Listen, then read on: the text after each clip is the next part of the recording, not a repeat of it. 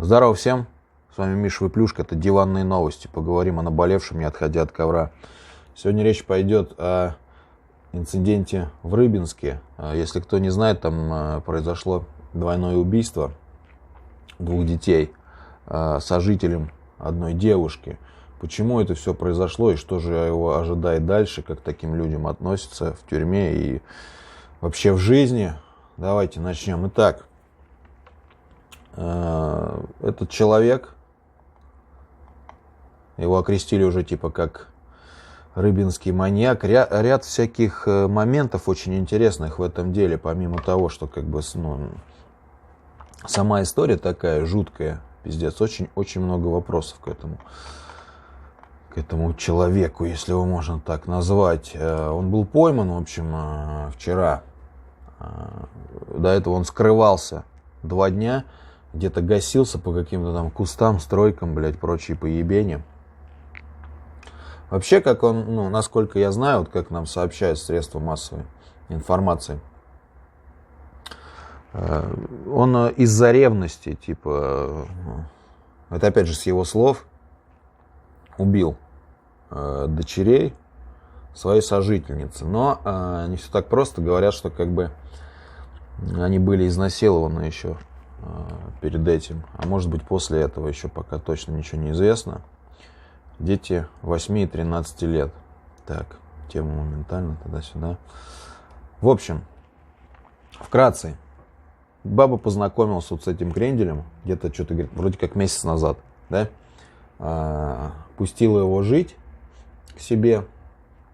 И спустя месяц вот это все произошло. То есть он убил ее детей, пока она была на работе.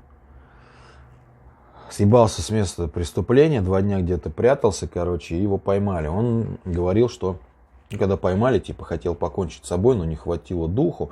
Ну, естественно, такие люди засратые же, которые это делают, эти вот педофилы все, и убийцы детей, там, и, которые нападают на слабых. Вот. Если бы он хотел, он бы, пускай убил бы тогда себя сразу, нахуй ты детей-то убивал, и сразу бы из-за ревности, блядь, вздернулся. Дети здесь при чем? Итак, дело, конечно, это жуть, это пиздец. Каково вообще сейчас матери, не имею даже представления вообще. Блядь, месяц как познакомилась с мудаком таким. И потом раз ушла на работу, возвращаются, блядь, дома убитые. И расчлененные еще, к тому же, ее дети. Короче, блядь, это как в фильме ужасов, да? Ладно, это все лирика, давайте разбираться. Почему такое происходит вообще, в принципе, да?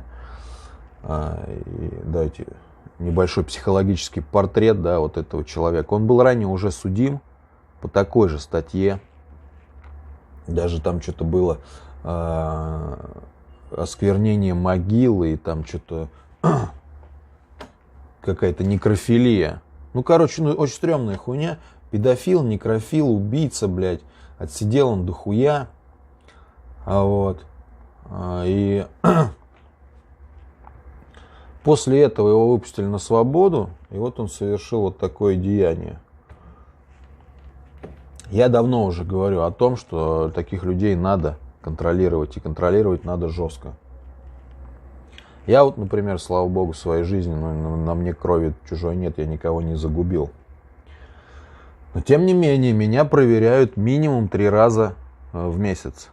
У меня стоит обязательная отметка, меня могут прийти проверить в любой момент. Да, сейчас, когда у меня нет ни одного нарушения, я веду нормальный образ жизни.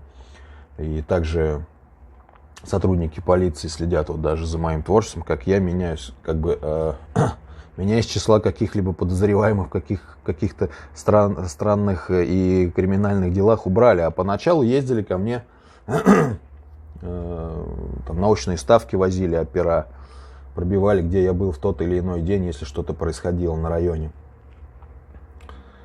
А вот с такими людьми, я не знаю, блядь, тут надо вот реально то ли целый отдел заводить. Все дело в том, что никому ничего нахуй никто не нужен, понимаете? Если он до этого сидел вот по такой статье, да, некрофилия, педофилия, 99% того, что он был в зоне обиженным петухом. Ну, по нему и видно, в принципе, вот его рожа. Давайте посмотрим вместе сейчас. Поверну вот так вот, вот ебало. Ну, блядь, не видать, да? Сейчас исправим. Вот. Вот его ебло. Вот. Ну, тут неудачный, конечно, селфи. Как его там... Ну, по нему видно, да, что вот он такой. Обиженка ебаная, обида. В общем, смотрите. Такие люди в тюрьме занимают самую-самую низшую касту. То есть они постоянно... Чем они занимаются? Там чистят толчки, там, не знаю. Я не знаю, насколько он был там вообще, какую он вел там половую жизнь, да, но бывает там и такое, что как бы принуждают таких людей к половой жизни с другими мужчинами в тюрьме за как бы, ну, типа опускание там и так далее. Вот. К таким людям это применяется, да, применимо за такие косяки. Опять же, это вот мое выражение тюремная справедливость, да. Насколько это справедливо, можете сами как бы написать в комментах, бля, я не знаю. И вообще после того, что я вот сейчас вот выскажу свое мнение, обязательно черканите.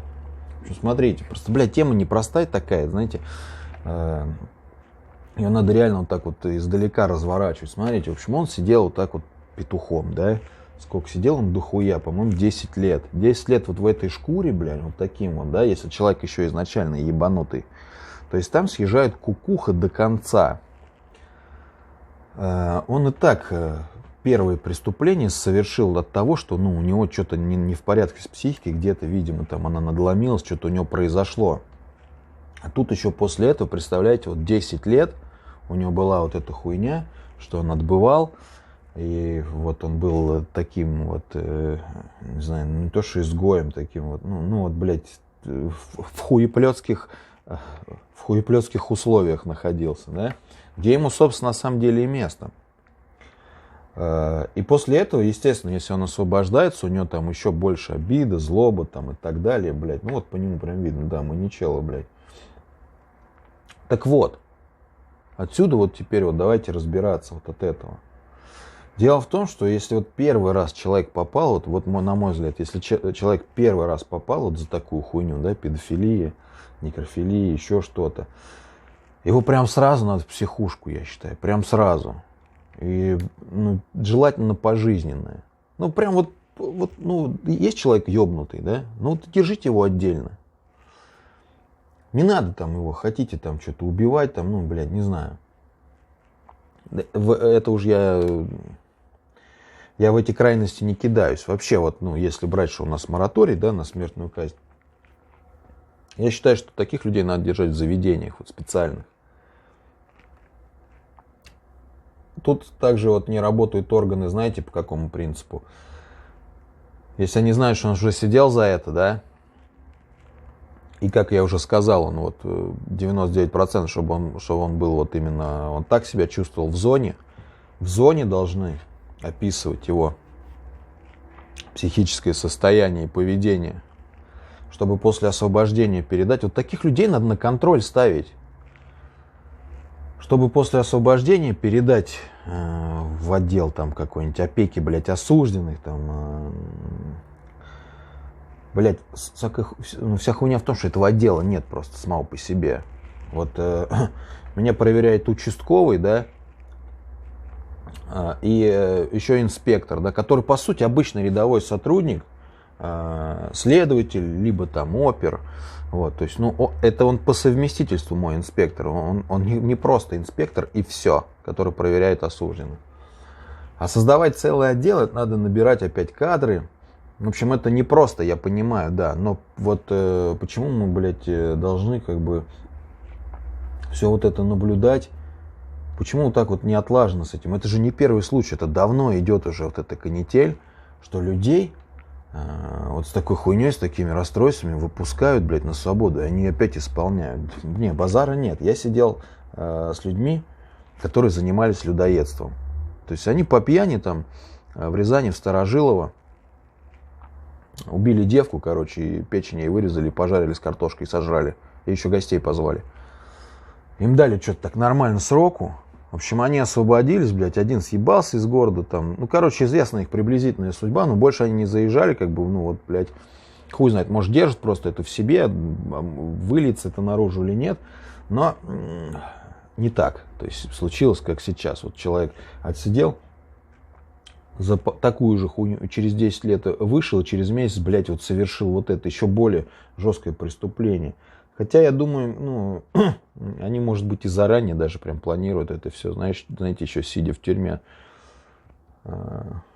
Демоны, блядь. В общем, здесь это вот один момент. Второй момент. Блядь, ну вот с ним баба, я понимаю ее тоже, с одной стороны. Она с 2 детьми. Не особо и найдешь мужика. А вот чужие дети там особо никому не нужны. Ну, там, блядь, на безрыбье и рак рыба, да, у них получается вот так. И вот она с ним сошлась, надеясь, что он нормальный мужик. Я думаю, она даже не представляла вообще, кого она, блядь, себе в дом пустила и что там будет дальше. Вот.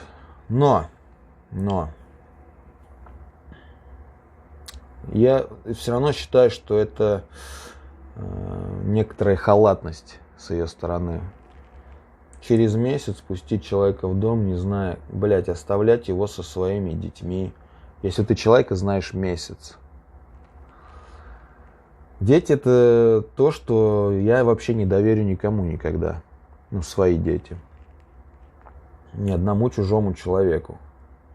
Я, блядь, близким родственникам не могу доверить, блядь. Ну, не знаю, справятся они или нет. Считаю халатность в этом, что незнакомого человека пустил в дом себе. Вот. Ну, она, наверное, уже там об этом пожалела 100 000 раз. Вот. И вообще, конечно, это жесткая хуйня. Я думаю, что ему дадут пожизненное. Вот. Кто-то пишет там, что типа вот, и вот там, блядь, за это в тюрьме там теперь будет весь срок.